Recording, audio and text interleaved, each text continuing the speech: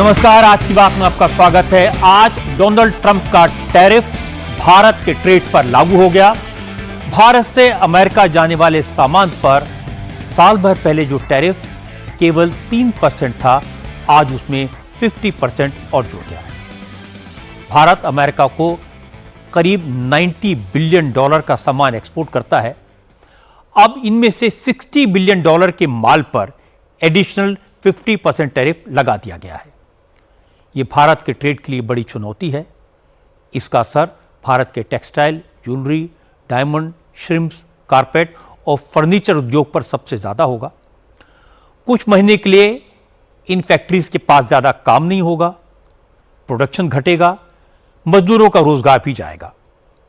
Note करने वाली बात यह कि ट्रंप ने उन चीजों पर कोई टैरिफ नहीं लगाया है जिनकी जरूरत अमेरिका को होती है। इनमें स्मार्टफोन, फार्मास्यूटिकल और पेट्रोल प्रोडक्ट शामिल हैं। टैरिफ का असर क्या होगा, यह मैं आपको कुछ एग्जाम्पल देकर समझाता हूं। नए रेट से हमारे टेक्सटाइल और कपड़ों पर आज से 62% टैरिफ लागू होगा। इसका फायदा बांग्लादेश और मेक्सिको के मैन्युफैक्चरर्स को होगा। उदाहरण के तौर पर हमारे यहां से जो शर्ट्स अमेरिका को एक्सपोर्ट होती हैं, उन पर इस समय 12% ड्यूटी लगती है, जो आज से 62% हो गई। इंडिया में बनी शर्ट्स जब अमेरिकी मार्केट में महंगी होंगी तो इसका फायदा वियतनाम को होगा, जिसके सामान पर सिर्फ 20% टैरिफ है। भारत अमेरिका को जो डायमंड, गोल्ड और ज्वेलरी एक्सपोर्ट करता है, उसका वॉल्यूम अमेरिका के ट्रेड में सबसे ज्यादा है, 40% है।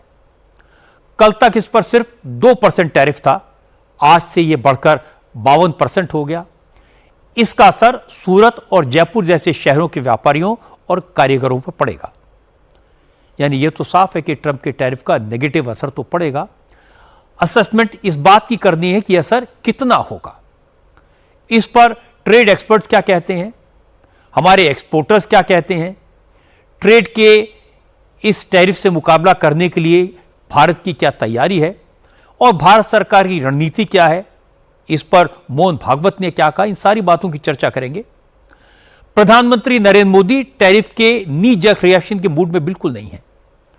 भारत ने अपने textile, seafood, leather, gems and jewellery exporters के लिए आउटरीच करने का फैसला किया है। सरकार Russia, European Union, Britain, Japan, Australia और साउथ कोरिया समेत करीब 40 देशों से बातचीत कर रही है, जिससे इन देशों के साथ व्यापार बढ़ाया जा सके, अमेरिकी टैरिफ से एक्सपोर्ट में आने वाली कमी की भरपाई की जा सके। सबसे इंटरेस्टिंग बात यह है कि भारत को नुकसान पहुंचाने वाले ट्रंप आजकल राहुल गांधी को बड़े अच्छे लगने लगे हैं। जो भी मोदी को एम्बेरस करता है वो राहुल की गुड बुक्स में आ जाता है। आज मुजफ्फरपुर की रैली में राहुल गांधी ने ट्रंप के बहाने राजनीतिक मर्यादा की सीमा एक बार फिर पार कर दी। ट्रंप के बयान का हवाला देकर प्रधानमंत्री मोदी के लिए सड़क छाप भाषा में बात की।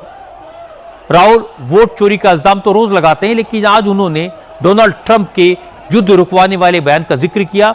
फिर गुजरात मॉडल पर आए और कहा कि नरेंद्र मोदी और अमित शाह 20 साल से इलेक्शन कमीशन की मदद से वोट चोरी करके चुनाव जीत रहे हैं।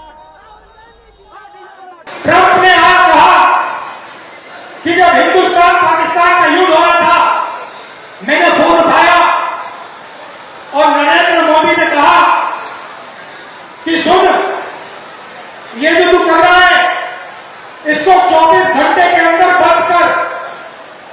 और नरेंद्र मोदी ने 24 घंटे में नहीं, 5 घंटे में सारा का सारा रोक दिया। नरेंद्र मोदी जी 2019 के चुनाव के बाद रिजल्ट आने से पहले प्रेस कॉन्फ्रेंस करते हैं, कहते हैं 300 सीटें आएंगी। राहुल गांधी ने मुजफ्फरपुर के जिस मंच से प्रधानमंत्री नरेंद्र मोदी पर निशाना साधा, उस मंच पर तमिलनाडु के मुख्यमंत्री एमके स्टालिन भी मौजूद थे। स्टालिन ने भी इलेक्शन कमीशन पर अटैक किया। स्टालिन ने बिहार में वोटर लिस्ट के रिवीजन को लोकतंत्र की हत्या बताया। कहा 65 लाख लोगों के नाम वोटर लिस्ट से काटना आतंकवाद से कम खतरनाक नहीं है। स्टालिन ने कहा कि बीजेपी को लगता है कि वो राहुल गांधी और तेजस्वी को रोक नहीं पाएंगी, इसलिए चुनाव आयोग की मदद से वोटर लिस्ट को रिवाइज करने की साजिश की गई। अब आपको दिखाता हूं कि जम्मू कश्मीर, हिमाचल, पंजाब और उत्तराखंड में कुदरत ने किस तरह का कहर बरपाया है। जम्मू में आज बारिश थमी है, लेकिन हालात बहुत खराब हैं। चिनाब अभी भी खतरे के निशान से ऊपर बह रही है। 5000 लोगों को सुरक्षित स्थानों पर भेजा गया है।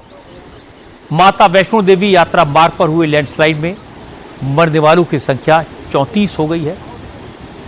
जम्मू रीजन के ज्यादातर हाईवे बह गए हैं। दर्जनों पुल नदी में समा गए हैं।